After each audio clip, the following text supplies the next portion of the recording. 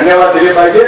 कारण राजीव गांधींच्या नावाने मुंबईमध्ये गेली 11 वर्ष त्यांच्या स्मृतीप्रित्यर्थ अनेक अवॉर्ड गेले 11 वर्ष सातत्यानं मुंबई युवक काँग्रेसचे अध्यक्ष असल्यापासून आज ते मुंबई काँग्रेसचे उपाध्यक्ष म्हणून काम करतात आणि प्रामुख्यानं विशेष करून राजीव गांधींच्या स्मृतीमध्ये जसं आपण लातूरमध्ये महाराष्ट्राचा पहिला राजीव गांधींचा पुतळा या लातूर शहरामध्ये आपण बसवला, महाराष्ट्रात कुठेही नव्हता पहिला पुतळा लातूरमध्ये बसला आणि त्यांच्या प्रती आपल्या मनातल्या भावना आपण व्यक्त केल्या। हीच पद्धत त्यांनी या ठिकाणी स्वीकारली आहे आणि आज देशातल्या जगातल्या उत्कृष्ट काम करणाऱ्या व्यक्तींना मुंबईमध्ये बोलवलं जातं आणि त्यांना मेमोरियल अवॉर्ड देऊन सन्मानित केलं जातं।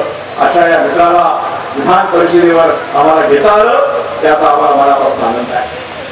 मगाशी जयप्रकाश खालेंनी सांगितलं युवक काँग्रेस पासून आमच्या सोबत आहे।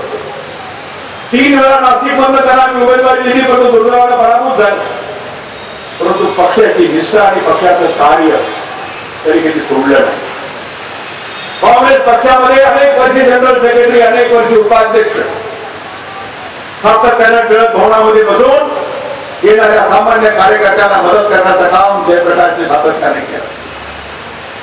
अनेक वर्षाच्या प्रयत्नाच्या नंतर जेव्हा मला माझ्या हातात संधी मिळाली तेव्हा या मित्राला विधान परिषदेमध्ये आम्हाला घेता आलं आणि त्यांनी ज्या पद्धतीचं भाषण या ठिकाणी केलं, खरोखर आयुष्यामध्ये अनेक मित्र भेटतात परंतु त्या निष्ठा ज्या असतात ते जे प्रेम असतं ते प्रेम जेव्हा शब्दात जेव्हा व्यक्त होतं तेव्हा खरोखर असं वाटतं की आपण असे अनेक मित्र आहेत की त्या मित्रांना या विधानसभेच्या माध्यमातून विधान परिषदेच्या माध्यमातून आपल्याला पुढे आणता आलं आणि आज महाराष्ट्र इंटर कामगार संघटनेचे प्रमुख म्हणून आज ते राज्यभर अतिशय उत्तम पद्धतीचं काम करतात। मरगळलेल्या संघटनेला नवचैतन्य निर्माण करून पुन्हा एकदा कामगाराला त्यांचे हक्क मिळाले पाहिजेत, त्याला योग्य पद्धतीनं त्यांच्या हिताचं रक्षण झालं पाहिजे यासाठी लढाई लढण्याचं काम आज या ठिकाणी ते करतायत आणि मला आनंद झाला की सगळे मित्रमंडळी आज त्या कार्यक्रमाच्या निमित्तानं या व्यासपीठावर एकत्रितपणाने ते सगळे आलेले आहेत। त्यामुळं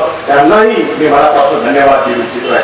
त्यामध्ये अल्पसंख्याक समाजाबद्दल जे काय मी आतापर्यंत करू शकलो ते काही फार केलं असं मी मानत नाही, परंतु जे तुमच्या हक्काचं होतं त्या शेवटी आर्थिक स्थिती सुधारल्याच्या शिवाय स्वतःच्या पायावर हिमती उभारल्याच्या शिवाय आम्हाला पर्याय नाही आहे।